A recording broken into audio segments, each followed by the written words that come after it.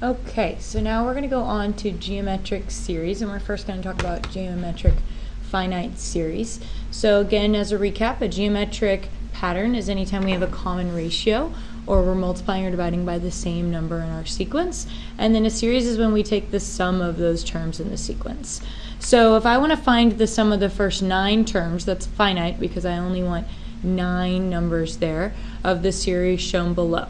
And it's following this pattern. It says -2 plus 4 plus -8 plus 16. So if I think about that pattern, it looks like we're multiplying here -2 times -2, 4 times -2, and so on and so on and so on. So it looks like we have a geometric pattern and our common ratio is -2.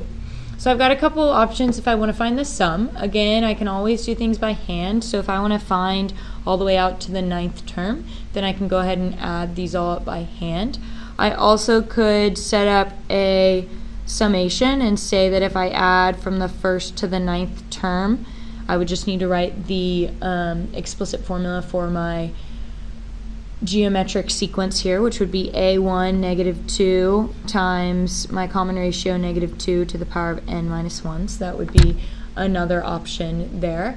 And then I also have 2 formulas that we learned for sums of finite geometric series. So go ahead and write those 2 options up at the top. So lots of options here that you get to choose from. First one is a1 times 1 minus r to the power of n over 1 minus r. And the second one is a1, erase that, whoop, reverse, a1 minus an times r, not to the power of r, times r over 1 minus r. So you've got 2 formulas there you could use. You could use a summation or you could do your sum by hand. Since I'm going to the 9th term, I don't really feel like doing this by hand. I'm going to skip using my summation in the calculator to get some practice with these formulas. And if I have the choice between the 2, it looks like I'm going to try to pick this first one because I know that I've got my first term, I've got my common ratio, and I've got the number of terms I'm adding up. For this one, I'm going to need the last term, and it doesn't look like I have that. So I'm going to say the sum of the first 9 terms is my first term, -2, times 1 minus my common ratio, which is also -2, raised to the power of 9, all over 1 minus my common ratio, -2. And then I'm just going to plug that into my calculator and see what I get. And something to note here is just be careful with changing the minus and negative to a positive. Remember, you need to do your power first. So if you do any simplifying ahead of time, just watch what you're doing. I've seen a couple people doing that and running into some trouble. 1 minus -2 to the power of 9 divided by 1 minus -2.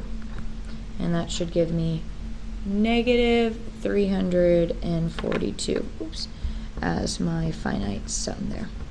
Alright, and the second example says find the sum of the first n terms of a geometric series with a1 equal to 3, an equal to 0.1875, and r equal to 1/2. So I'm given the first term, the last term, and my common ratio. Again, I could try to find all the terms between and add them by hand or set up the explicit formula and try to do a summation, but it looks like here I've got all the information kind of handed to me for this second equation. So I'm going to find Sn by doing my first term, which is 3, minus my last term, which is 0.1875, times my common ratio, which is 1/2, divided by 1 minus my common ratio, which again is 1/2. And I'm going to plug that into my calculator as well, and I'll end up with a sum of 5.813 if you go 3 decimals for that one. So lots of options again for those sums, so think for a second before you start about maybe what's your best possibility, but you should get the answer no matter which strategy you choose.